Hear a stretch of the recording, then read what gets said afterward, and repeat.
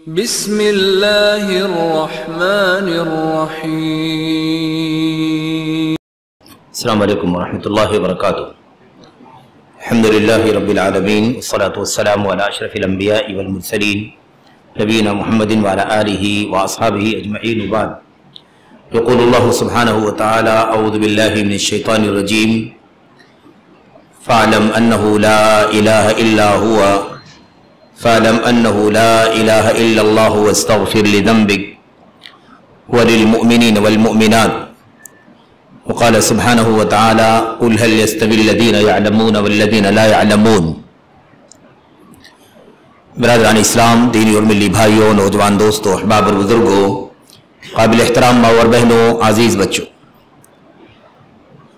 عقیدہ و سنت سے متعلق سلف صالحین کے اقوال، اس عنوان سے جو سلسلہ درس کا اس ہماری عظیم الشان جامع مسجد میں منعقد ہے، اس کے آج کے درس کا جو عنوان ہے وہ ہے علم اور علماء کا اہتمام اور ان کی فضیلت کی معرفت۔ علم اور علماء کا اہتمام۔ اب تک ہم لوگوں نے تقریباً 10 فصلیں مکمل کی ہیں اور آج 11ویں فصل کی شروعات ہونے جا رہی ہے، 11ویں فصل کا آغاز۔ آپ کے علم میں ہے کہ اس کتاب میں کل کم و بیش 59 فصلیں ہیں، جس میں ہم نے آپ نے 10 فصلیں مکمل کی ہیں اور ابھی یہ سلسلہ جاری ہے۔ بہت ساری اہم باتیں، قیمتی باتیں، کتاب و سنت کے دلائل اور سلف صالحین کے اقوال، صحابہ، تابعین، ائمہ سنت کی تحریروں میں، ان کی کتابوں کے اندر موجود ہیں اور ہم نے آپ نے اس سے فائدہ اٹھایا ہے۔ آج ہمارے سامنے جو عنوان ہے جس کی شروعات ہو رہی، جیسا کہ آپ نے سنا، علم اور علماء کا اہتمام اور ان کی فضیلت کی معرفت۔ یہ بات بہت ہی اہم ہے۔ اس کا اندازہ آپ اس سے لگائیں کہ قرآن کریم کی آیات میں، اللہ کے نبی علیہ الصلاۃ والسلام کی احادیث میں، حضرات صحابہ کرام کی سیرت میں، ان کی زندگیوں میں علم کا تذکرہ، علماء کا تذکرہ، علم کا اہتمام، علماء کا اہتمام۔ آپ سوچیں کہ علم کا اہتمام یعنی علم آدمی کو سیکھنا چاہیے، علم سیکھنے کے لیے آدمی کو کوشش کرنی چاہیے، اس کا شوق رکھنا چاہیے، لیکن یہاں ساتھ ساتھ میں کیا ہے؟ علماء کا اہتمام، یعنی علماء کرام کے ساتھ بھی ہمارا ربط ضبط تعلق گہرا ہونا چاہیے۔ علماء کرام کا، امت کے وہ علماء جو سنت کے علماء ہیں، ان علماء کرام کا بھی اہتمام اور ان کے ساتھ ربط ضبط، ان کے سلسلے میں توجہ اور اہتمام بے انتہا ضروری ہے۔ اور ساتھ ہی ساتھ اور ان کی فضیلت کیا ہے، سنت کے علماء کا مقام کیا ہے، ان کی فضیلت کیا ہے، اس کا بھی ہم سب کو علم ہونا چاہیے۔ تو یہ بھی عقیدہ و سنت کا باب ہے، عقیدے کا باب ہے، سنت کا باب ہے۔ یہ موضوع ایسا نہیں ہے کہ کوئی سمجھے کہ علم اور علماء کا عقیدے سے کیا تعلق ہے یا سنت سے کیا تعلق ہے۔ اس کا تعلق براہ راست عقیدے سے ہے، اس کا تعلق براہ راست سنت سے ہے، کیونکہ جس علم کی بات ہو رہی ہے یہ کون سا علم ہے؟ یہ علم وحی الہی کا علم ہے، وحی الہی، قرآن کریم کا علم، سنت کا علم۔ اور جن علماء کی بات چل رہی ہے، یہ علماء کون ہیں؟ وہی وحی الہی کے علماء، قرآن کا علم رکھنے والے، سنت کا علم رکھنے والے۔ اور ان تمام کتاب و سنت کے علم کے اندر سب سے جو بنیادی علم ہے وہ اللہ تبارک و تعالیٰ کی توحید کا، اس کی معرفت کا علم ہے۔ عقیدے کا باب، عقیدے کا موضوع علم کے بعد میں سب سے اہم اور بنیادی موضوع ہے۔ اس کا مقام علم میں، علم کی فہرست میں ایک دم اوپر ہے، سر فہرست ہے عقیدے کا علم۔ تو آپ سمجھیں کہ آخر یہ موضوع کس طرح سے عقیدے سے متعلق ہے، سنت سے متعلق ہے۔ اللہ کے نبی علیہ السلام کے پاس وحی کا علم تھا، اللہ تعالیٰ نے آپ پر قرآن کریم اتارا، آپ کی سنتیں اتری حکمت کے نام سے، آپ نے اسے اپنے صحابہ کو پڑھ کر کے سنایا، اس کی تشریح فرمائی، اس کا بیان فرمایا، اس کی تفصیل فرمائی، یہ سب کچھ جو ہے سنت کا حصہ ہے۔ تو عقیدے اور سنت دونوں سے اس کا تعلق ہے۔ عقیدے اور سنت سے متعلق سلف صالحین کے اقوال کا جو موضوع ہے اس سے براہ راست اس کا تعلق ہے۔ بہرحال تو اب آئیے ذرا سا ہم ان آیات کو بھی پڑھیں اور چند حدیث کو بھی پڑھیں، اور پھر اس کے بعد سلف امت حضرات صحابہ کرام تابعین کی سیرت کی روشنی میں علم کا اہتمام، علماء کا اہتمام، اور علم اور علماء کا مقام اور اس کی فضیلت کی معرفت ہونی چاہیے، اس بات کو سمجھیں۔ ہمارے سامنے جو اردو کتاب کا اردو ایڈیشن ہے اس کا صفحہ نمبر 114 ہے، فصل 11 ہے، اور جو اقوال کی ترتیب ہے جس میں آیات بھی ہیں، احادیث بھی ہیں، اور ان کے بعد صحابہ تابعین امت کے علماء کے اقوال ہیں، اس ترتیب کے اعتبار سے ہمارے سامنے جو نمبر ہے وہ 125 125واں۔ اب آئیے اللہ تبارک و تعالیٰ فرماتا ہے، اللہ عز و جل کا ارشاد ہے، کیا فرماتا ہے؟ فَاعْلَمْ أَنَّهُ لَا إِلَهَ إِلَّا اللَّهُ وَاسْتَغْفِرْ لِذَنْبِكَ وَلِلْمُؤْمِنِينَ وَالْمُؤْمِنَاتِ۔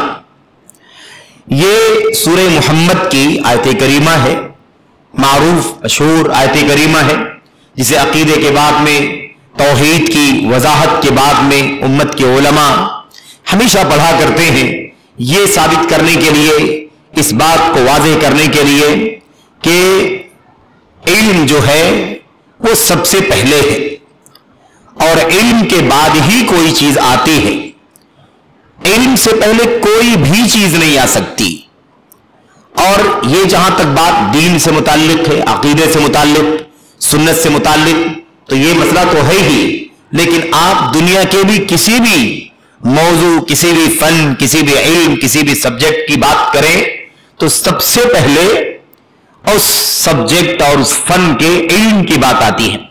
پہلے آدمی جانے گا پھر اس کے بعد کچھ کر سکتا ہے۔ اگر آدمی کو علم ہی نہیں ہے، معلومات ہی نہیں ہے، تو پھر کہاں سے کوئی کام ہو سکتا ہے؟ تو یہ عام بات ہے، لیکن آپ سوچئے کہ اگر دنیا کے ہر موضوع سے متعلق یہ بات ہم کہتے ہیں اور کہہ سکتے ہیں کہ سب سے پہلے کیا ہونا چاہیے؟ کسی بھی چیز کا علم ہونا چاہیے، نالج ہونی چاہیے۔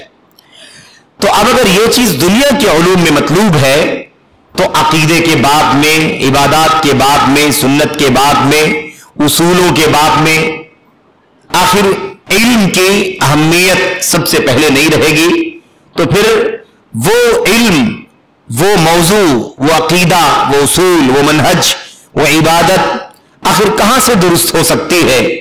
اس لیے ہمیں یہ بات بہت اچھی طرح سے جان لینا چاہیے۔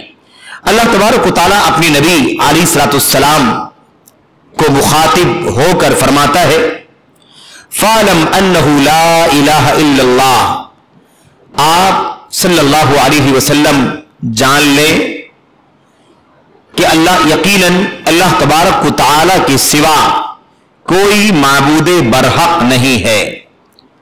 آپ اس بات کا علم رکھیں کہ اللہ تبارک و تعالیٰ کے سوا کوئی سچا عبادت کے قابل نہیں ہے۔ وَاسْتَغْفِرْ لِذَنْبِكَ، اور آپ اپنے گناہ کی بخشش طلب کیجئے، مغفرت مانگیے۔ وَلِلْمُؤْمِنِينَ وَالْمُؤْمِنَاتِ، اور ایمان لانے والے مردوں اور ایسے ہی ایمان لانے والی عورتوں، ان کے گناہوں کی بھی بخشش اللہ تبارک و تعالیٰ سے مانگیے۔ تو اپنے گناہوں کی مغفرت اور ایسے ہی تمام مومن مردوں اور عورتوں کے گناہوں کی مغفرت کا اللہ تبارک و تعالیٰ سے سوال کیجئے۔ اب یہاں پر ہمیں اس آیت کریمہ کے حوالے سے بہت لمبی بات تو نہیں کرنی ہے کہ ہم تفسیر میں داخل ہو جائیں، لیکن بہرحال کم از کم اس آیت کریمہ کو جو مضمون ہے اسے ہم سمجھ لیں کہ اللہ تبارک و تعالیٰ اس آیت کریمہ میں کیا کہہ رہا ہے۔ علم کی بات آئی ہے، علم سب سے پہلے ہے۔ آپ دیکھیے اس آیت کریمہ میں اللہ تبارک و تعالیٰ فرماتا ہے فَاعْلَمْ، آپ جان لیجیے، یعنی نبی کریم صلی اللہ علیہ وسلم کو اللہ تبارک و تعالیٰ کیا فرما رہا ہے؟ آپ جان لیجیے کہ یقیناً اللہ کے سوا کوئی سچا عبادت کے قابل نہیں ہے۔ کیا مطلب ہے؟ کیا اللہ کے نبی علیہ الصلوۃ والسلام کو اس بات کا علم نہیں ہے؟ یا نہیں تھا کہ اللہ کے سوا کوئی سچا عبادت کے قابل نہیں؟ کیا مطلب ہے اس کا؟ آخر اللہ تبارک و تعالیٰ نے آپ کے سینے کو وحی الہی کے علم سے روشن کر دیا یا نہیں کر دیا؟ آپ کا کوئی معلم نہیں ہے، آپ کے اوپر اللہ تبارک و تعالیٰ کا کلام اتر رہا ہے، جبریل امین علیہ الصلوۃ والسلام اللہ کے حکم سے لے کر اتر رہے ہیں، اور آپ کے دل پر، آپ کے قلب مبارک پر اللہ کے کلام کی آیتیں اتاری جا رہی ہیں، اور اس طرح سے آپ کا سینہ علم سے منور ہو جا رہا ہے۔ تو آپ صلی اللہ علیہ وسلم امی تو ہیں، امی ہیں، لیکن امی کا معنی کیا ہے؟ جو لکھی ہوئی چیز کو دیکھ کر کے نہ پڑھے اور قلم لے کر کے نہ لکھے، جو لکھی ہوئی چیز کو دیکھ کر کے نہ پڑھے اور قلم لے کر کے نہ لکھے۔ الذی لا یقرأ ولا یکتب، جو نہ لکھتا ہو اور نہ پڑھتا ہو۔ تو لکھتا نہیں ہے، پڑھتا نہیں ہے، جو اسے کیا کہا جاتا ہے؟ امی۔ اسی لیے یہ بات بہت ہی زیادہ بھونڈی ہے، غلط ہے، باطل ہے کہ کوئی آدمی نعوذ باللہ اللہ کے نبی علیہ الصلوۃ والسلام کے بارے میں یہ تعبیر استعمال کرے کہ نعوذ باللہ اللہ کے نبی علیہ الصلوۃ والسلام کے پاس علم نہیں تھا، یا آپ علم والے نہیں تھے، یا آپ نعوذ باللہ کوئی جرأت اور جسارت کرتے ہوئے کہے کہ آپ جاہل تھے۔ استغفر اللہ، یہ تعبیر بہت ہی خطرناک اور سنگین قسم کی تعبیر ہے، یہ انسان کو دائرے کفر میں بھی داخل کر سکتی ہے۔ اس لیے النبی الامی، نبی کریم صلی اللہ علیہ وسلم کیا ہے؟ امی نبی ہیں۔ اللہ کے نبی صلی اللہ علیہ وسلم نے فرمایا تھا انا امت امیہ، ہم امی امت ہیں، لا نقرأ ولا نکتب، نہ ہم لکھتے ہیں نہ پڑھتے ہیں۔ الشہر ہاکذا وہاکذا وہاکذا، اور اس کے بعد آپ نے فرمایا الشہر ہاکذا وہاکذا، اور پھر تیسری مرتبہ آپ نے ایک انگلی کو سمیٹ کر کے 9 انگلیاں بڑھائیں اور آپ نے فرمایا ہاکذا، یعنی ایک مرتبہ آپ نے 10 10 10 3 مرتبہ 10 انگلیاں 3 مرتبہ آپ نے اشارہ کیا، اور آپ نے فرمایا مہینہ ایسا بھی ہوتا ہے، یعنی 30 دن کا بھی ہوتا ہے، اور دوسری مرتبہ آپ علیہ الصلوۃ والسلام نے ایک انگلی کو سمیٹ لیا اور آپ نے فرمایا مہینہ 29 دنوں کا بھی ہوتا ہے۔ بہرحال تو اب ہمیں اس مسئلے میں زیادہ وقت تو نہیں لگانا ہے، لیکن اللہ کے نبی علیہ الصلوۃ والسلام کے سینے کو اللہ تبارک و تعالیٰ نے وحی کے ذریعے سے علم سے منور فرما دیا تھا۔ آپ سے زیادہ پوری انسانیت میں کوئی زیادہ اللہ تبارک و تعالیٰ کی بابت علم رکھنے والا نہیں ہے۔ اسی لیے اللہ کے نبی صلی اللہ علیہ وسلم اپنے صحابہ سے کہتے تھے، امت سے کہتے تھے انا اعلمکم باللہ، میں تم میں سب سے زیادہ اللہ کے بارے میں علم رکھنے والا ہوں۔ انما بعثت معلما، مجھے معلم بنا کر کے بھیجا گیا ہے، مجھے معلم سکھانے والا بنا کر کے بھیجا گیا، استاذ بنا کر کے بھیجا گیا، معلم بنا کر کے بھیجا گیا۔ آیت کریمہ جس میں اللہ تبارک و تعالیٰ نے اپنے نبی صلی اللہ علیہ وسلم کے فریضے منصبی کا ذکر کیا ہے، فرائض کا، اس میں اللہ نے کیا فرمایا؟ وَيُعَلِّمُهُمُ الْكِتَابَ وَالْحِكْمَةَ، وہ نبی جسے ہم نے مبعوث فرمایا ہے، وہ نبی محمد صلی اللہ علیہ وسلم کیا کرتے ہیں؟ وہ اپنی امت کو سکھاتے ہیں۔ کیا سکھاتے ہیں؟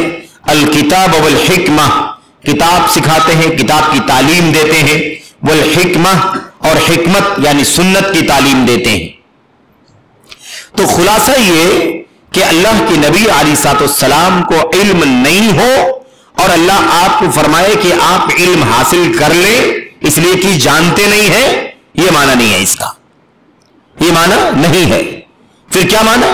یہ معنی ہے کہ آپ کے پاس علم ہے، آپ کے پاس توحید کا علم ہے، اور آپ کو نبوت کا تاج اللہ تبارک و تعالیٰ نے عطا فرمایا، تو آپ کے سینے کو علم سے منور فرما دیا، بھر دیا۔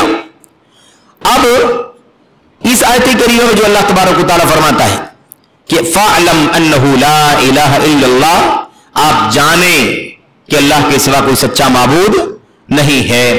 अब इस आयत करीमा के इस टुकड़े का माना क्या है? यह बात तय है कि आपको इसका इल्म है, अल्लाह की तौहीद का इल्म है, अल्लाह की इबादत का इल्म है, अल्लाह की रुबूबियत का इल्म है, अल्लाह के अस्मा व सिफात का इल्म है, और उसे इल्म की रोशनी में आप क्या कर रहे हैं? आप अल्लाह तबारक व तआला के बंदों को अल्लाह का पैगाम पहुंचा रहे हैं। क्योंकि अल्लाह तबारक व तआला ने अपने नबी से क्या कहा? कुल, आप ऐलान कीजिए, हाज़िही सबीली, ये मेरा रास्ता है, अदअ, कौन सा रास्ता? अल्लाह की तौहीद की तरफ बुलाना और शिर्क से लोगों को दूर करना, ये मेरा रास्ता है। अदअ इलल्लाहि अला बसीरतिन अना व मन इत्तबअनी, मैं लोगों को अल्लाह तबारक व तआला की तरफ बुलाता हूं, मैं लोगों को अल्लाह की तरफ बुलाता हूं बसीरत के साथ, इल्म के साथ, दलील के साथ, यकीन के साथ बुलाता हूं। मैं भी और मेरे सच्चे मुत्तबईन और पैरोकार भी ये काम करते हैं। तो आप सल्लल्लाहु अलैहि वसल्लम जो नबूवत का मिशन, रिसालत का मिशन आप अदा फरमा रहे थे, अदा कर रहे थे, वो इल्म और बसीरत के साथ ही, दलील और बुरान के साथ ही कर रहे थे। तो इस आयत करीमा का माना क्या है? अल्लाह तबारक व तआला फरमाता है कि आप जान लें, ये जान लेना 3 माने में है। कितने माने में है? मुफस्सिरीन ने इसके 3 मानी जिक्र फरमाए हैं। मिसाल के तौर पर हाफिज इमाम बग़वी रहमतुल्लाह अलैह, इमाम बग़वी रहमतुल्लाह अलैह जो मशहूर मुफस्सिर हैं, तफसीर बग़वी के नाम से उनकी तफसीर मशहूर है, मारूफ है, उस तफसीर को उठाए तो इस आयत करीमा की तफसीर में फरमाते हैं कि ऐसा तो कोई हरगिज ना सोचे कि अल्लाह के नबी सल्लल्लाहु अलैहि वसल्लम को तौहीद का इल्म नहीं था।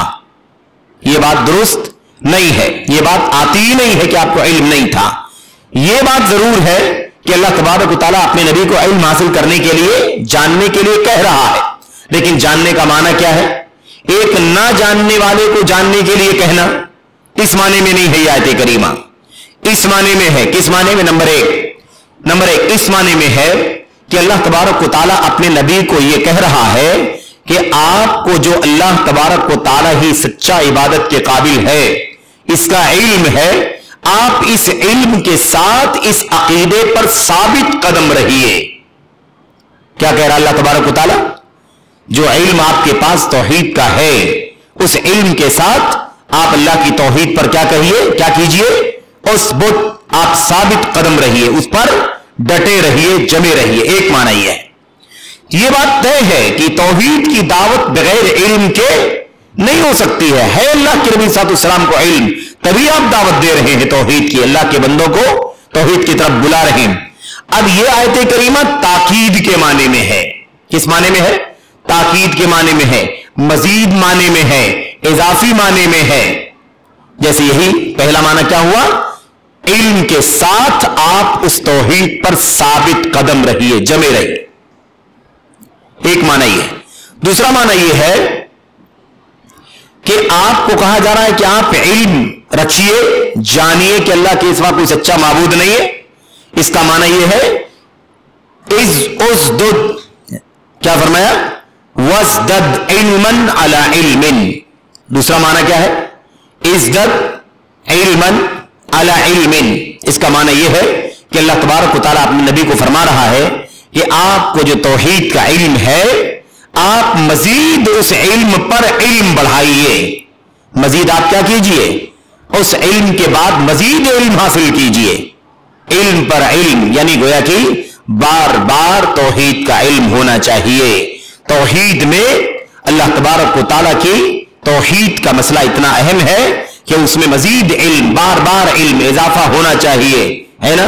इल्म में, तौहीद के इल्म में क्या होना चाहिए? बार बार इजाफा करना चाहिए, उसमें बढ़ोतरी होनी चाहिए, उसमें इज़्दियाद होना चाहिए। ये ऐसे ही है जैसे अल्लाह तबारक व तआला ने अपने नबी सल्लल्लाहु अलैहि वसल्लम को क्या फरमाया? वक़ुर रब्बि ज़िदनी इल्मा। आप ये भी दुआ करते हुए कहिए कि ऐ मेरे रब, मेरा इल्म बढ़ा दे, मेरा इल्म बढ़ा दे, मेरे इल्म में ज्यादती फरमा दे, इजाफा फरमा दे, बढ़ोतरी फरमा दे, ज्यादा और ज्यादा इल्म हो जाए मुझे। इसी तरह से ये माना है।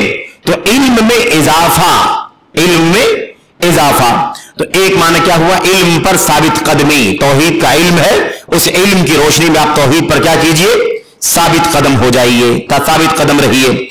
दूसरी चीज ये है कि आप इल्म पर इल्म का इजाफा कीजिए, यानी बार बार तौहीद का इल्म होना चाहिए, बार बार तौहीद के इल्म को हासिल करना चाहिए, इजाफा होना चाहिए, बढ़ोतरी करनी चाहिए। कसरत से तकरार के साथ मुराजे के साथ मुजावलत के साथ, है ना, बार बार रिपीट कर करके तौहीद का इल्म ताजा से ताजा रखना चाहिए। दूसरा माना। तीसरा माना यह है कि अल्लाह तबारक व तआला मुखातब तो आपसे है। किससे मुखातब है? नबी करीम सल्लल्लाहु अलैहि वसल्लम से। फ़अलम, आप जानिए कि अल्लाह के सिवा कोई सच्चा इबादत के काबिल नहीं है। अल्लाह तबारक व तआला मुखातब आपसे है, लेकिन मुराद और मकसूद आप नहीं बल्कि आपके वास्ते से आपकी उम्मत है। मुराद क्या है? आपके वास्ते से आपकी उम्मत है। यानी गोया कि आपको कह करके आपकी उम्मत को मुराद लिया जा रहा है, क्योंकि उम्मत के नबी है, पैगंबर है, आपको तौहीद का तो इल्म है ही, उस पर आप साबित कदम रहिए, उसमें आप इजाफा कीजिए। लेकिन आपकी उम्मत को चाहिए कि ला इलाहा इल्लल्लाह का इल्म सीखे, ला इलाहा इल्लल्लाह का इल्म हासिल करे। अब यहां पर बात यह समझनी है कि क्या इस आयत करीमा के जरिए से जो उम्मत के उलमा तौहीद का इल्म होना चाहिए, पहले किसका इल्म होना चाहिए? तौहीद का इल्म होना चाहिए, फिर उस इल्म के मुताबिक दावत देनी चाहिए, अमल करना चाहिए, दावत देनी चाहिए। क्या उसके लिए ये आयत करीमा पढ़ते हैं तो क्या ये पढ़ना दुरुस्त नहीं है? दुरुस्त है ना। मजीद और ताकीदी माना निकलता है। अगर सिर्फ ये माना होता कि अल्लाह के नबी अलैहिस्सलाम को अल्लाह फरमा रहा है कि आप ला इलाहा इल्लल्लाह का इल्म हासिल कीजिए, तो जो माना ये इसका बनता कि आपको इल्म हासिल करने के लिए कहा जा रहा है, उससे ज्यादा ताकीदी माना बन रहा है कि आपको इल्म है और मजीद इल्म हासिल कीजिए, इल्म में इजाफा कीजिए तौहीद के बारे में, है ना। और क्या? और ये कि अल्लाह तबारक व तआला आपको उसी तौहीद पर साबित कदम रहने के लिए, डटे रहने के लिए, जमे रहने के लिए हुक्म दे रहा है। तो इससे तो मजीद ताकीद हो रही है कि तौहीद का इल्म ही नहीं होना चाहिए, बार बार तौहीद का इल्म हासिल करना चाहिए, बार बार तौहीद को दोहराना चाहिए, बार बार तौहीद के इल्म में इआदा करके, दोहरा करके, मुज़ाकरा करके उसे एकदम अजबर करना चाहिए। तो ये इसी माने में है जैसे अल्लाह तबारक व तआला फरमाता है, या अय्युहल्लज़ीना आमनू आमिनू, ए ईमान वालो ईमान लाओ, ईमान वालो ईमान लाओ। क्या मतलब? ईमान वाले हैं तो क्या ईमान लाएंगे? यानी ईमान वालो ईमान लाओ, यानी ईमान लाने वालों, ईमान वालो, ईमान में मजीद ताकीद, मजीद ईमान मजबूत करो, ईमान को मजीद इल्म से आरास्ता करो, दलीलों से आरास्ता करो, ये माना है।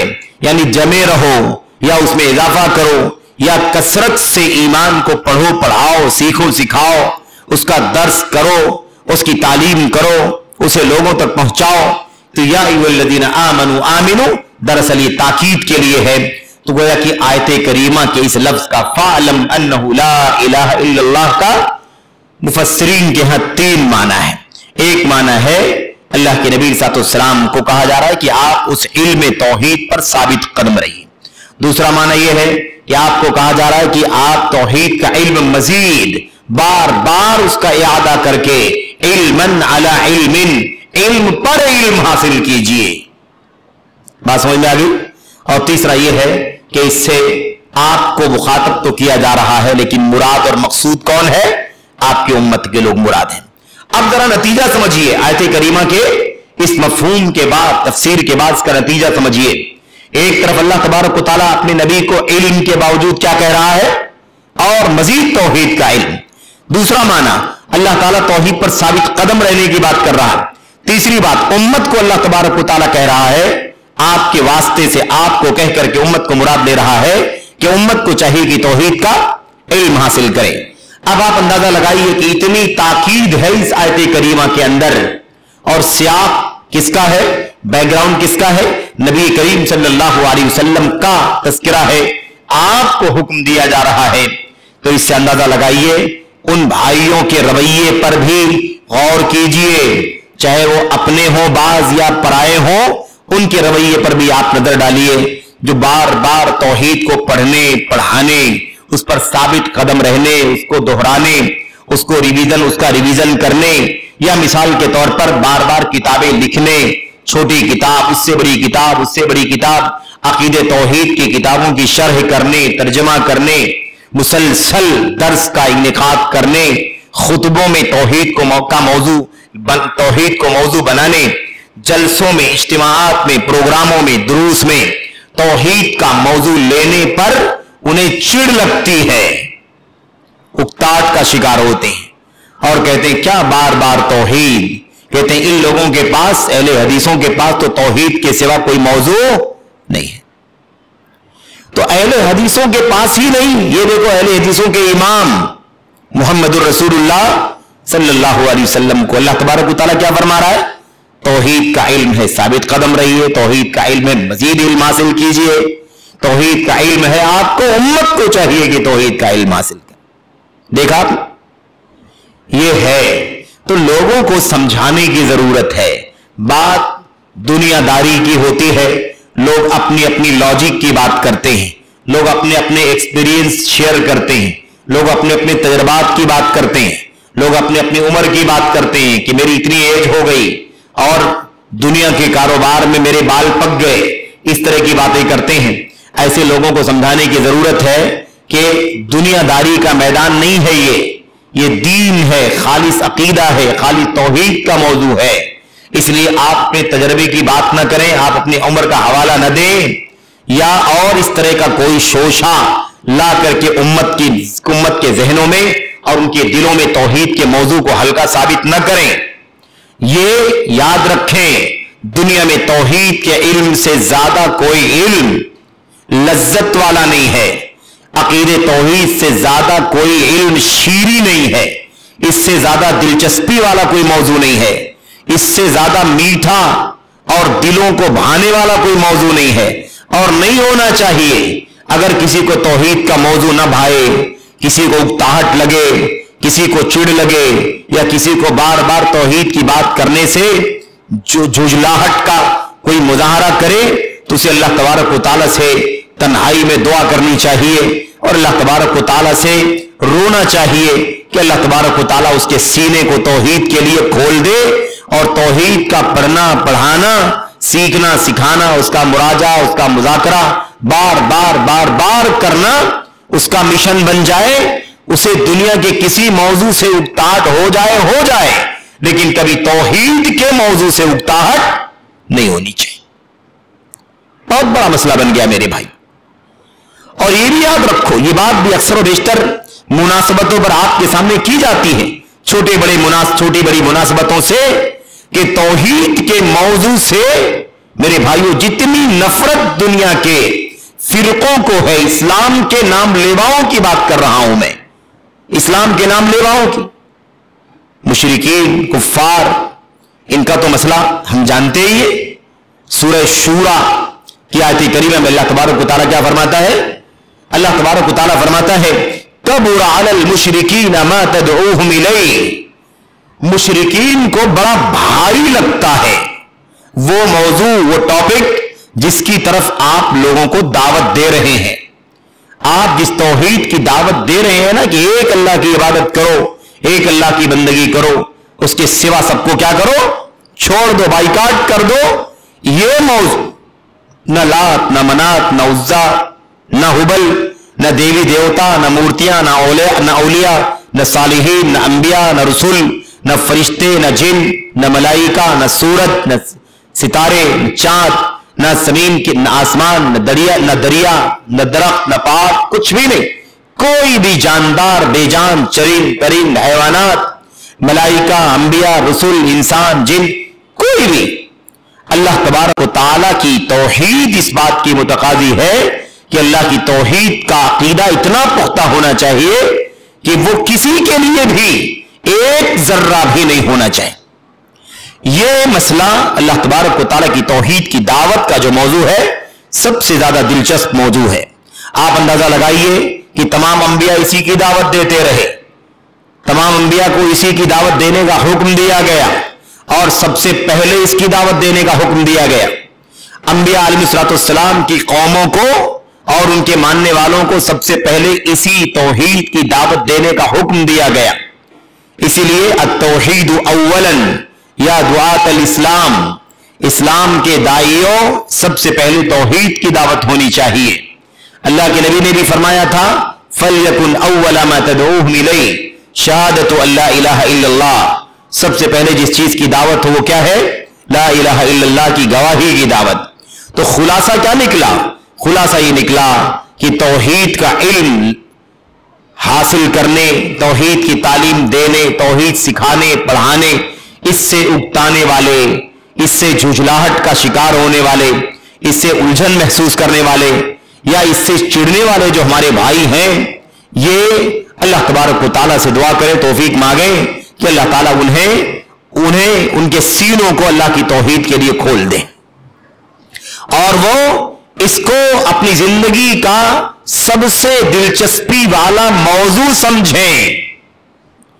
حضرت نوح علیہ السلام 950 سال تک توحید کی دعوت دیتے رہے. آج ہم 9.5 منٹ بھی برداشت نہیں کرتے. توحید کے موضوع پر بات کرو، بہت سارے لوگوں کو اکتاہٹ ہوتی ہے کہ نہیں؟ جبکہ سب سے پہلے علم کس چیز کا ہونا چاہیے بھائیو؟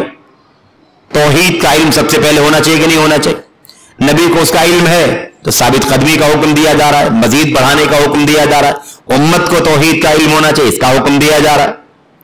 تو سب سے زیادہ جس چیز سے دلچسپی ہونی چاہیے وہ توحید کا علم ہے. تو آج ہماری حالت یہ ہے کہ توحید کا عنوان دیکھتے ہی لوگ ناک بھوں چڑھانے لگتے ہیں.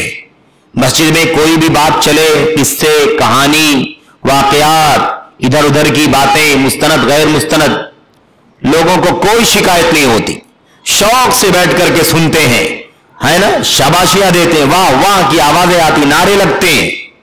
لیکن توحید کی بات کرے، دھیرے دھیرے دھیرے دھیرے مجلس کیا ہوتی ہے؟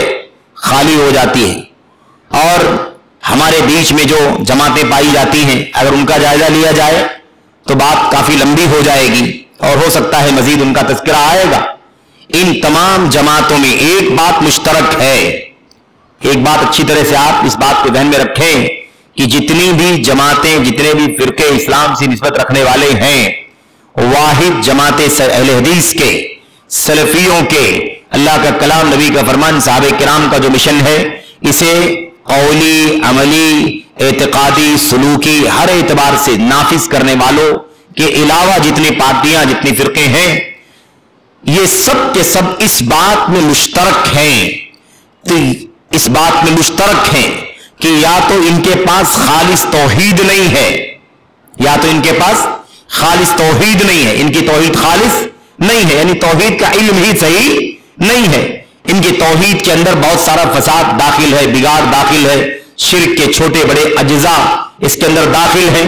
اور یا اگر کچھ لوگ توحید صحیح معنوں میں جانتے ہیں تو وہ مصلحت کے نام پر توحید کی دعوت دینا درست نہیں سمجھتے ہیں، اپنے اعتبار سے مصلحت کا نام لیتے ہیں. ورنہ دنیا کی سب سے بڑی مصلحت توحید ہے، دنیا کا سب سے بڑا خیر توحید ہے، دنیا کی سب سے بڑی نیکی توحید ہے، دنیا کا سب سے بڑا فساد شرک ہے، اور دنیا کی سب سے بڑی مصلحت اور اچھائی کیا ہے؟ توحید ہے. دنیا کا سب سے بڑا فساد بدعت، نفس پرستی ہے، اور دنیا کا سب سے بڑا خیر کیا ہے؟ اللہ کے نبی علیہ السلام کی سنت ہے. لیکن افسوس کے ساتھ کہنا پڑتا ہے کہ یہ ہمارے درمیان پائی جانے والی جو جماعتیں ہیں، فرقے، یہ جماعتیں، یہ لفظ آتا ہے زبان پر، لیکن ہم نے بہت پہلے گفتگو کی ہے کہ ہمارے علماء نے وضاحت کی ہے کہ جماعت ایک ہی ہے. جماعت کیا ہے؟ ایک ہی ہے. جماعت کہتے ہی اسے ہیں جو حق پر قائم ہو، جو ہر اعتبار سے کس پر چلتی ہو؟ ما انا علیہ اليوم واصحابی، جو نبی کے راستے پر، صحابہ کے راستے پر چلتی ہو. اصل میں وہی کیا ہے؟ جماعت ہے. جو اس پر نہیں ہے وہ لاکھ اپنا نام جماعت رکھ لے، اپنا نام، اپنے فرقے کا نام، اپنے دھڑے کا نام جماعت رکھے، لیکن صحیح معنوں میں وہ جماعت نہیں ہے اور جماعت کہنے کا حق اسے نہیں پہنچتا. وہ دھڑا ہے، وہ فرقہ ہے، وہ گروہ ہے، وہ حزب ہے، وہ ٹولی ہے نا. اس طرح سے آپ کوئی بھی نام رکھ سکتے ہیں. اور ہم نے بہت پہلے ذکر کیا تھا کہ علامہ شیخ ربیع بن ہادی بن عمیر المدخلی جو سنت کے ائمہ میں سے ایک امام ہیں اور اس وقت بہرحال ہے نا بیمار ہیں، عمر رسیدہ ہیں، ان کی صحت کے لیے اور ان کی زندگی کی درازی کے لیے हम सबको दुआ करना चाहिए। तो अल्लामा शेख रबी अल-मदखली हाफिज़हुल्लाह, जिनकी वजह से इन फिरके वालों ने ताना देते हुए हमें मदाखिला का नाम दे दिया है, मदखली या मदाखिला का ताना देते हैं। जैसे बहुत सारे लोगों ने वहाबी कहना शुरू कर दिया, शेखुल इस्लाम मोहम्मद अब्दुल वहाब रहमतुल्लाह अलैह की दावत तौहीद की वजह से। ऐसे कुछ लोगों ने सुन्नत पर तमस्सुक और एहतिसाम की वजह से, तमस्सुक और एहतिसाम की वजह से गैर मुकल्लिद का नाम दे दिया। ऐसे ही इन भाइयों ने हमें क्या नाम दे दिया, मदखली या मदाखिला का नाम दे दिया। ऐसे कोई गजनवी कहता है, कोई अमृतसरी कहता है, इस तरह की बातें ये लोग करते रहते हैं। बहरहाल इसमें कोई घबराने की बात नहीं। कोई जामी कहता है, मोहम्मद अमान जामी रहमतुल्लाह अलैह के की तरफ निस्बत करते हुए, याद रखें तकलीद तो भाइयों आपके यहाँ है, तो आप लोगों के साथ तो ये इस तरह की निस्बतें जचती हैं, लेकिन हम तो अहले हदीस हैं, हमारे साथ तो एक ही निस्बत है, नबी की और सुन्नत की निस्बत है। इसलिए ये सब बिला वजह अपनी एनर्जी न लगाओ हमें ताना दे के कि हम जामी हैं, हम अमृतसरी हैं, हम गजनबी हैं, हम गैर मुकल्लिद हैं, या हम वहाबी हैं, या हम मदखली हैं। ये सब ताने दे करके अपना वक्त जाया ना करो, क्योंकि हम मुकल्लिद हैं ही नहीं, किसी के पीछे चलते ही नहीं हैं। हमारा ज़ाब्ता यह है कि वो अल्लाह का दीन है जो कुरान में उतर गया, नबी की सुन्नत में आ गया, और नबी करीम सल्लल्लाहु अलैहि वसल्लम के सहाबा ने जिंदगी में उसे समझ के, अमल करके, बरत करके नबी करीम सल्लल्लाहु अलैहि वसल्लम के सामने और आपकी वफात के बाद उम्मत को पहुंचा दिया। ये है दीन। इसलिए ये सब ताने हमें कुछ भी मुतासिर नहीं करते।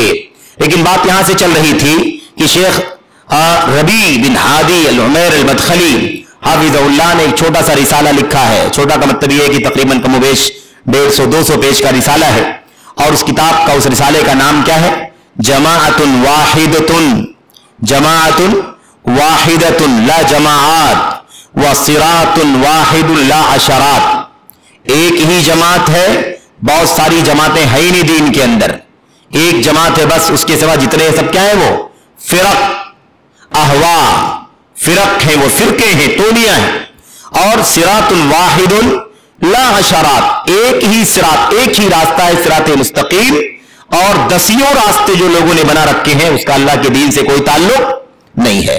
तो एक ही जमात है, बहुत सारी जमातें नहीं है, और एक ही रास्ता है, बहुत सारे रास्ते नहीं हैं। इस किताब को पढ़ने की जरूरत है, बहुत ही अहम किताब है और बहुत सारी कीमती बातों से भरी हुई है किताब।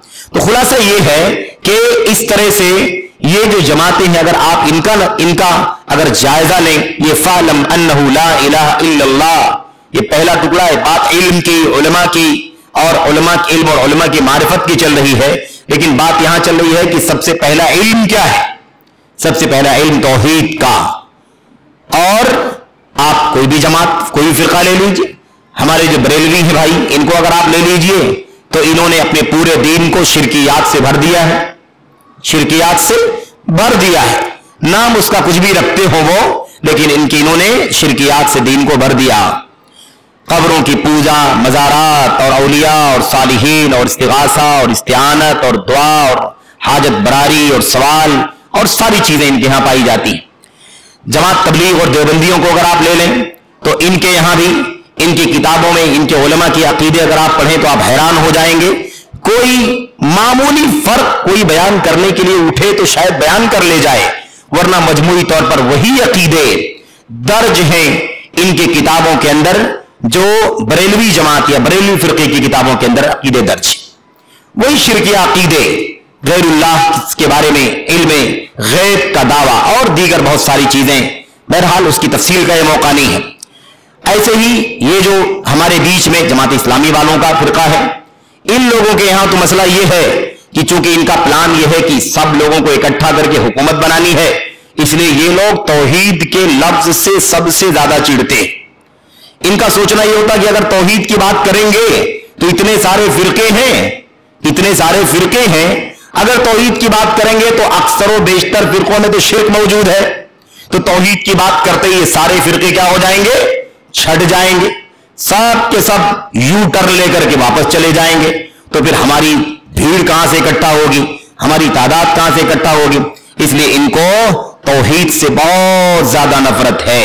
और आजकल इनके मौलवी मिंबरों पर खड़े होकर के ये बता रहे उम्मत को इत्तेहाद का एक ही रास्ता है, किसी शिर्क करने वाले को शिर्क से मत रोको, कब्र परस्ती करने वाले को कब्र परस्ती से मत रोको, किसी औलिया और सालिहीन के सामने हाथ फैलाने वाले, मुनाजात करने वाले को उससे मत रोको। जो जो कर रहा है उसे वो करने दो, और ऐसे ही जैसे वो कर रहे हैं, जो अकीदा, जो अमल, जो किरदार, ऐसे ही सबको अपने अपने हाल पर रहने दो, और इसी हाल में सबको बुला करके सबके सब मुत्तहिद होकर के एक हो जाओ।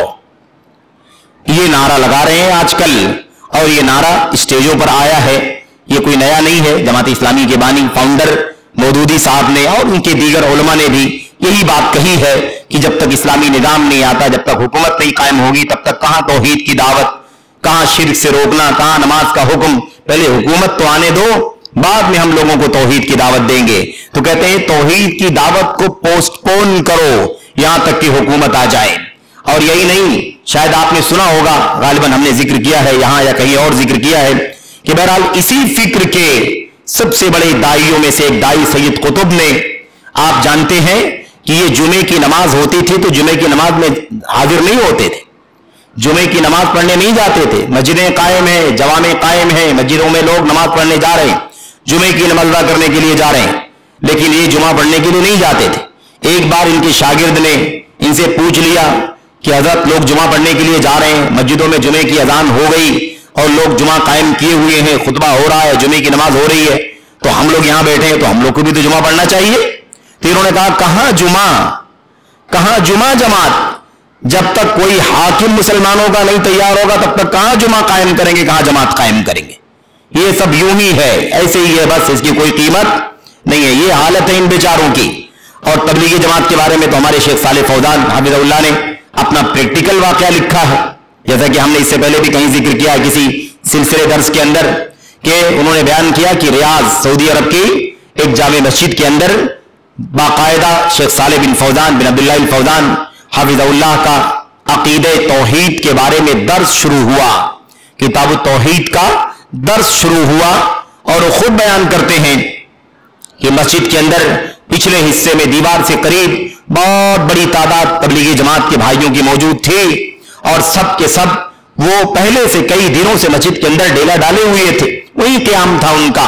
लेकिन उनकी अपनी एक्टिविटीज, उनकी अपनी सरगर्मियां तो चलती थी, कोई बात नहीं, लेकिन जैसे ही किताब तौहीद का दर्स शुरू हुआ, वो आधे घंटे एक घंटे का दर्स रहा होगा, जैसा कि आमतौर पर सऊदी अरब में है ना, तकरीबन बड़ी मस्जिदों के अंदर खास तौर पर मिनिस्ट्री की तरफ से, सऊदी मिनिस्ट्री की तरफ से, वजारत शुऊन इस्लामिया की तरफ से बाकायदा अहले इल्म का, मशाइख का दर्स होता है और सवालात जवाबात की मजलिस होती है। तो बयान करते हैं कि जैसे ही किताब तौहीद का दर्स हमने शुरू किया, एक एक करके धीरे धीरे धीरे धीरे सारे तबलीगी जमात के भाई मस्जिद से बाहर निकल गए, मस्जिद से गायब हो गए। और ये चीज उनके रूदाद में, उनकी सीरत में, उनकी तारीख में, और जो बहुत सारे लोग जमात तबलीग से मुंसलिक हुए और उसके बाद उनके हालात से, उनके इल्म से, उनकी दावत से और उनकी सोच से आदम इत्तिफाक के बाद जब वहां से बाहर निकले तो बाकायदा उन्होंने वाकयात बयान किए कि साफ कहते हैं कि भाई देखो, आपको अकीदे का मसला नहीं छेड़ना है, आप पढ़े लिखे हैं, उर्दू पढ़ सकते हैं, दर्स दे सकते हैं, तकरीर कर सकते हैं, ठीक है, आइए जमात के अंदर हमारे साथ में, लेकिन याद रहे कि बगैर हमारे अमीर के पूछे हुए आपको बात नहीं करनी है। ठीक है, इससे इत्तेफाक करते हैं हम, एक नज़्मो ज़ब्त कायम रहना चाहिए, इससे इनकार नहीं है, लेकिन शर्त क्या है? शर्त यह लगाई जाती है कि आप अकीदे के बारे में कोई बात नहीं करेंगे। भाई तौहीद का दर्स नहीं देंगे, क्यों? इसलिए कि तौहीद का दर्स अगर आप देंगे तो फिर लोग नफरत करेंगे, फिर लोग कट जाएंगे, छट जाएंगे, अलग अलग हो जाएंगे। ये बाकायदा उनके यहां ये तालीम पाई जाती है।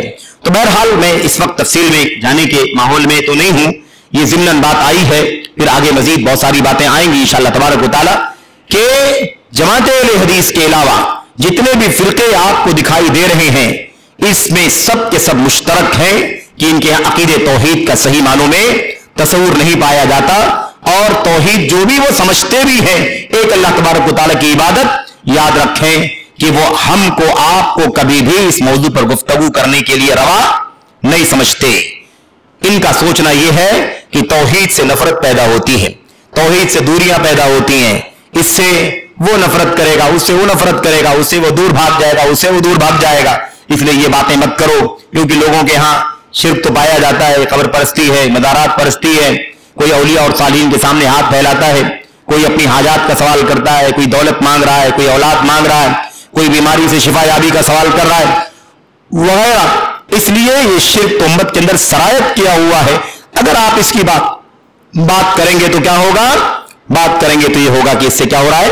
انتشار ہو رہا ہے۔ اور یہاں پر یہ بات بھی جب آ گئی ہے تو اس کا سرسری طور پر آپ کے سامنے تذکرہ کیا جاتا ہے کہ اصل میں اسی لیے اہل حدیثوں کو بھی ہمارے بھائی تانا دیتے ہیں کہ اہل حدیث صرف اور صرف توڑنے کا کام کرتے ہیں۔ یہ اپنے بارے میں کہتے ہیں کہ ہم جوڑنے کا کام کرتے ہیں، اور اہل حدیث کس کا کام کرتے ہیں؟ توڑنے کا کام کرتے ہیں۔ یہ کیا ہے؟ آپ سمجھتے ہیں کیا ہے؟ یہ عقیدہ توحید کا مسئلہ ہے۔ یعنی ہم تو ان کو ان کے شرک کے ساتھ، ان کی بدعت کے ساتھ، ان کے انحراف کے ساتھ، ان کے سگریٹ کے ساتھ، ان کے نشے کے ساتھ اور ان کی بدکاری تمام گناہوں کے ساتھ اکٹھا کر دیتے ہیں، مسجد میں لے آتے ہیں، جماعت میں لے کے نکال دیتے ہیں 4 مہینے 6 مہینے کے لیے اپنے ٹائم ٹیبل کے اعتبار سے۔ لیکن ان میں سے کسی سے ملاقات اگر اہل حدیث کی ہو جاتی ہے تو پھر وہ متنفر کر دیتا ہے، اس لیے کہ وہ توحید کی بات کرتا ہے۔ تو اہل حدیثوں کو اسی بنیاد پر ہمارے بھائی کیا کہتے ہیں؟ کہتے ہیں یہ لوگ تفریق پیدا کرتے ہیں، یہ لوگ نفرت پیدا کرتے ہیں، بھائی بھائی میں جدائیگی، باپ بیٹے میں جدائیگی، خاندانوں میں جدائیگی، اس طرح سے یہ لوگ کیا کرتے ہیں؟ تفریق پیدا کرتے ہیں۔ تو میں بتانا چاہتا ہوں کہ تفریق یہ نہیں ہے۔ تفریق کیا ہے؟ تفریق یہ نہیں ہے کہ لوگوں کو توحید بتائی جائے۔ توحید بتائی جاتی ہے تاکہ تفریق سے نکل کر توحید میں آ جائیں۔ توحید کی دعوت تفریق کو ختم کرنے کی دعوت۔ کیا جاہلیت میں تفریق نہیں تھی؟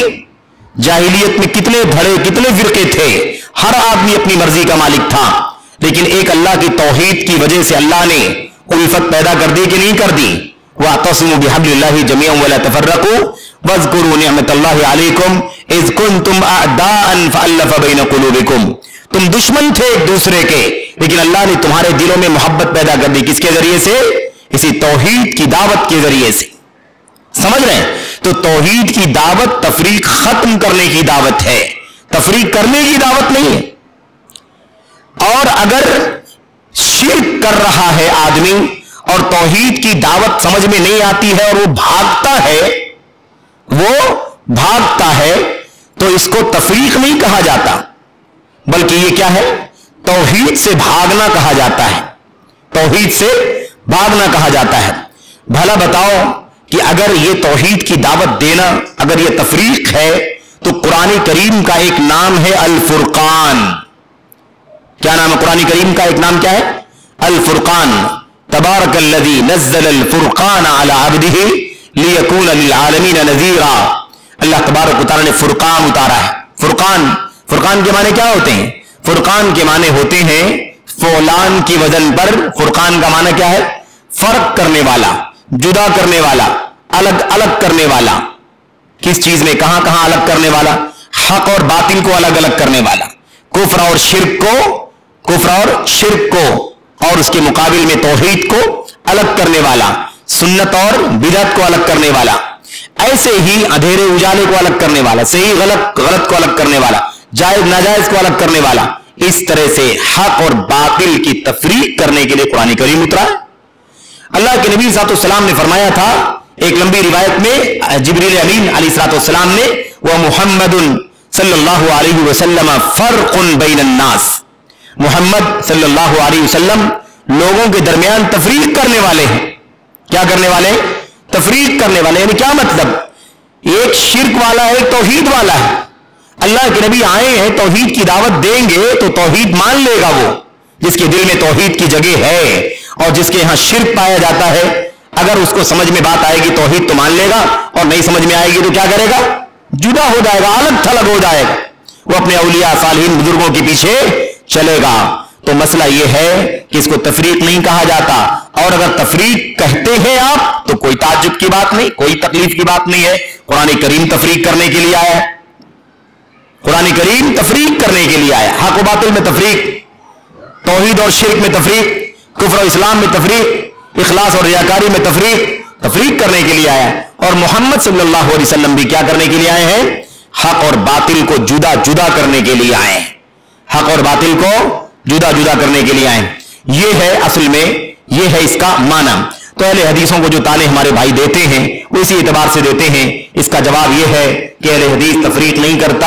اہل حدیث تفریق کو ختم کر کے ایک اللہ کی عبادت کی دعوت دیتا ہے، تاکہ سب کے سب الگ الگ فرقوں سے نکل کر ایک توحید کی راہ پر چل کر کے اللہ تبارک و تعالیٰ کی راہ صراط مستقیم پر چلنے والے بن جاؤ. یہ ہے اصل میں. بہرحال بات یہ چل رہی تھی کہ اللہ تبارک و تعالیٰ فرماتا ہے فَعْلَمْ أَنَّهُ لَا إِلَهَ إِلَّا اللَّهُ، آپ جان لیں کہ اللہ کے سوا کوئی سچا عبادت کے قابل نہیں ہے. تو سب سے پہلے جس چیز کا علم ہے وہ کیا ہے؟ لا الہ الا اللہ کا علم. نبی کو علم ہے، تاکید کی جا رہی ہے. نبی کو علم ہے، مزید علم حاصل کرنے کی تلقین ہو رہی ہے. نبی کو علم ہے، آپ کو حکم دے کر کے امت کو کہا جا رہا ہے کہ امت کیا کرے؟ توحید کا علم حاصل کرے. اس کے بعد کیا ہے؟ وَاسْتَغْفِرْ لِذَنْبِكَ، وَاسْتَغْفِرْ لِذَنْبِكَ. پہلے کیا ہو گیا؟ توحید کا علم. پہلے کیا ہے؟ توحید کا علم. پہلے کیا ہے؟ علم.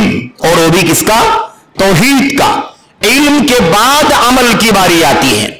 علم کے بعد عمل کی باری. اب مغفرت کا سوال کرنا یہ کیا ہے؟ عمل ہے. مغفرت کا سوال کرنا کیا ہے؟ عمل ہے. یہ کام ہے کہ اللہ تبارک و تعالیٰ سے کیا کریں آپ؟ بخشش کا، مغفرت کا سوال کریں. اور مغفرت کا معنی آپ جانتے ہیں. مغفرت کے معنی کیا ہوتے ہیں؟ استغفار کا معنی کیا ہوتا ہے؟ استغفار غفر سے بنا ہوا ہے، اور غفر کے معنی ہوتے ہیں پردہ ڈالنا، پردہ ڈال دینا، ڈھانپ دینا، چھپا دینا. اور جب بندہ کہتا ہے میں اللہ کی مغفرت چاہتا ہوں، اللہ سے استغفار کرتا ہوں، جس کا معنی ہوتا ہے کہ وہ اللہ سے دعا کر رہا ہے کہ اللہ تبارک و تعالیٰ اس کی گناہوں پر پردہ ڈال دے، اس کے گناہوں کو ڈھانپ دے، اس کے گناہوں کو چھپا دے. کل قیامت کی دن جب حساب و کتاب ہو تو اللہ تبارک و تعالیٰ ان گناہوں کو حساب میں نہ لے. یہ ہے اس کا معنی مغفرت کا اور استغفار کا. تو بہرحال یہ آیت کریمہ ایک دم صاف ہے کہ سب سے پہلا کیا ہے؟ علم ہے، اور وہ بھی توحید کا علم ہے، اور اس کے بعد عمل ہے، اور اس کے بعد دعوت ہے.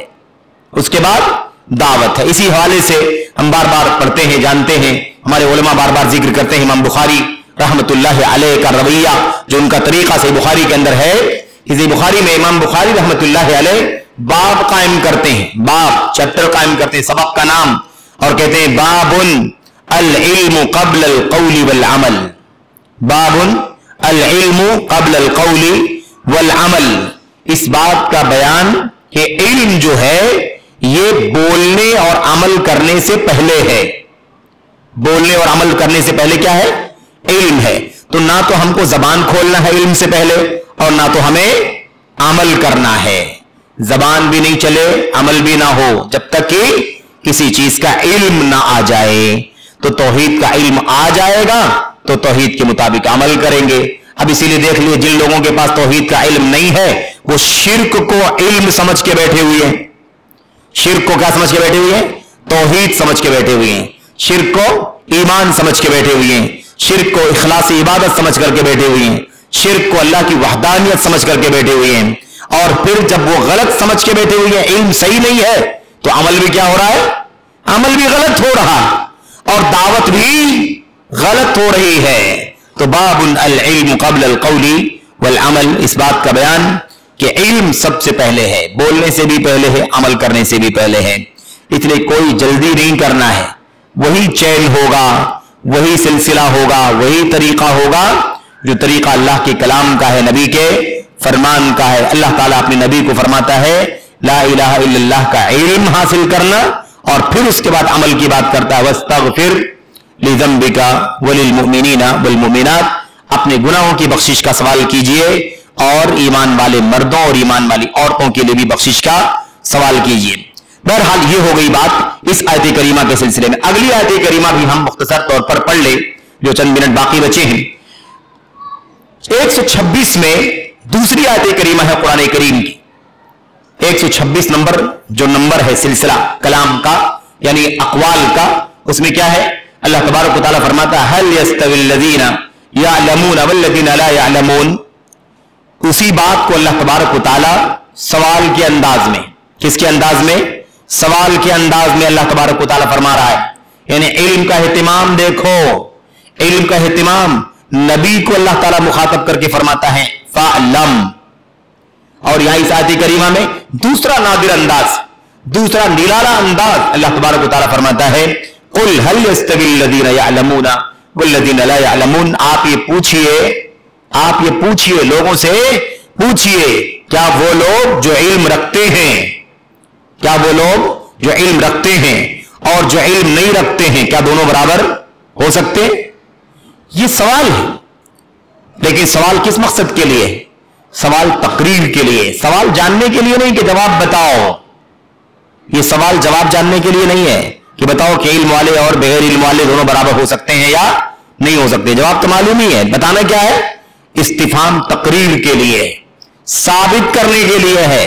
यानी जान लो कि इल्म वाले और बगैर इल्म वाले दोनों बराबर नहीं हो सकते हैं। कौन सा इल्म है भाई? इल्म की फहरिस्त में सबसे पहले कौन सा इल्म? तौहीद का इल्म। अल्लाह तबारक व तआला की मारिफत। मन रब्बुका, मन रब्बुका, आपका रब कौन है? तुम्हारा रब कौन है? रब्बी अल्लाह, मेरा रब अल्लाह है। ये जवाब छोटा सा 2 लफ्जों का है। अगर ये ईमान और अकीदा और इल्म के साथ, अमल के साथ और ऐसे ही तमाम 8 या बल्कि 9 शर्तों के साथ अगर ला इलाहा इल्लल्लाह का इल्म नहीं होगा तो फिर कोई आदमी रब्बी अल्लाह की रट्टी लगा के याद कर ले तब भी कब्र में मुनकर नकीर के सवाल के जवाब में यह बात नहीं कह सकेगा। बात समझ में आ गई कि नहीं आ गई? तो हल यस्तविल लज़ीना यअलमून वल्लज़ीना ला यअलमून में माना यह नहीं है कि अल्लाह ताला पूछ रहा है कि भाई सवाल है बताओ कि आलिम और जाहिल दोनों बराबर हो सकते हैं या नहीं हो सकते हैं। क्या ये सवाल ऐसा है कि जवाब जानने के लिए पूछा जाए? नहीं, अल्लाह तबारक व तआला ये साबित कर रहा है कि इल्म वाले और बगैर इल्म वाले बराबर नहीं हो सकते। देख लो उम्मत के फिरकों का जायजा। अभी सरसरी तौर पर कुछ बात मैं आपके सामने कह रहा था कि वाहिद जमात अहले हदीस है जो उसी वक्त से खैरुल कुरून से लेकर के तसलसल के साथ आज तक अल्हम्दुलिल्लाह मौजूद है। और अल्लाह तबारक व तआला के वादे जो नबी की जबान से हम तक पहुंचा है वादा, ये जमात क़यामत तक इंशाअल्लाह तबारक व तआला कायम रहेगी। ला तजाल, हमेशा मुसलसल वो जमात कायम रहेगी। और कम रहे ज्यादा रहे, है ना, ताकत के साथ रहे कमजोरी के साथ रहे, सब हो सकता है, लेकिन बहरहाल ये जमात हमेशा कायम रहेगी। तो याद रखें, इसको छोड़कर दीगर तमाम फिरके, तमाम धड़े, तमाम गिरोह, किसी के यहां आपको तौहीद खालिस की तालीम, तौहीद खालिस का इल्म, तौहीद खालिस की दावत आपको नहीं मिलेगी। ये बात याद रखें। अब ये बात वाज़ेह होती कि नहीं आती? हल यस्तविल लज़ीना यअलमून वल्लज़ीना ला यअलमून। जो तौहीद का इल्म रखते हैं वो और जो तौहीद का इल्म नहीं रखते हैं वो क्या दोनों बराबर हो सकते हैं? नहीं बराबर होते। देख लो जो तौहीद का इल्म रखते हैं उनका ईमान और अकीदा कैसा है, और जो तौहीद का इल्म नहीं रखते हैं उनका ईमान और अकीदा कैसा है। जो तौहीद का सही इल्म रखते हैं उनकी किताबें देखो, उनके लिटरेचर देखो, उनकी तकरीरें देखो, उनके दुरूस देखो, उनके खुतबात देखो, उनके बयानात देखो, उनके इज्तिमात देखो, उनकी सोशल साइटों पर सरगर्मियों को देखो। और जो तौहीद का सही इल्म नहीं रखते हैं उनकी किताबें देखो। देखो किताबें भरी पड़ी हैं, वो किताबें शिरकियात से है कि नहीं? किताबें देखो, पंफलेट देखो, दर्स देखो, खुतबा देखो। एक दर्स में, एक खुतबे में अगर आपको बैठने का इत्तेफाक हो जाए हैरान हो जाएंगे, बातें क्या हो रही हैं, ये मिंबर से ऐसी बातें हो रही हैं। तो बहरहाल खुलासे कलाम यह है कि दोनों बराबर नहीं हो सकते, और किसी भी चीज में इल्म वाला बहरहाल जाहिल की तरह नहीं होता। और सबसे पहला इल्म का मरहला कौन सा है? अल्लाह तबारक व तआला की मारिफत, मारिफतु रब्बी का, अपने रब की मारिफत सबसे पहले होनी चाहिए। तो बहरहाल तौहीद का इल्म सबसे पहले, जैसा कि अल्लाह तबारक व तआला ने फरमाया फ़अलम अन्नहु ला इलाहा इल्लल्लाह। बहरहाल ये चंद बातें थी और मजीद बहुत सारी बातें हैं, अभी आए बहुत सारी हदीसें हैं नबी करीम सल्लल्लाहु अलैहि वसल्लम की, और अक़वाल हैं सहाबा के, ताबईन के, खैरुल कुरून के, और उनके बाद के, उनके नक्शे कदम पर चलने वालों के। इंशाअल्लाह तबारक व तआला इल्म और उलमा का एहतिमाम और इल्म और उलमा के मकाम और मर्तबे को और उनकी हैसियत को जानना चाहिए, इस उन्वान के तहत इंशाअल्लाह तबारक व तआला बहुत सारी बातें हैं जिसे इंशाअल्लाह तबारक व तआला हम अगले हलकों में पढ़ेंगे। अल्लाह से दुआ है कि अल्लाह तबारक व तआला हमें इस पहलू को समझने की तौफीक अता फरमाए, और जो उलमा नहीं है, इल्म वाले नहीं है, وہ کیا گل کھلاتے ہیں اس کا بھی تذکرہ انشاءاللہ تبارک و تعالیٰ آئے گا. اللہ سے دعا ہے کہ اللہ تبارک و تعالیٰ ہمیں علم سے اور اہل علم سے اور خالص کتاب و سنت اور سلف امت کے منہج کے علم سے وابستگی کی توفیق عطا فرمائے. اللہ تبارک و تعالیٰ ہمیں اسی پر قائم رہنے کی توفیق عطا فرمائے, اسی پر جیئیں اور اسی پر ہماری موت ہو. اللہ تعالیٰ اس کی توفیق بخشے. آمین رب العالمین. وصلی اللہ وسلم وبارک علی نبینا محمد وعلی آلہ وصحبہ اجمعین. والسلام علیکم ورحمۃ اللہ وبرکاتہ.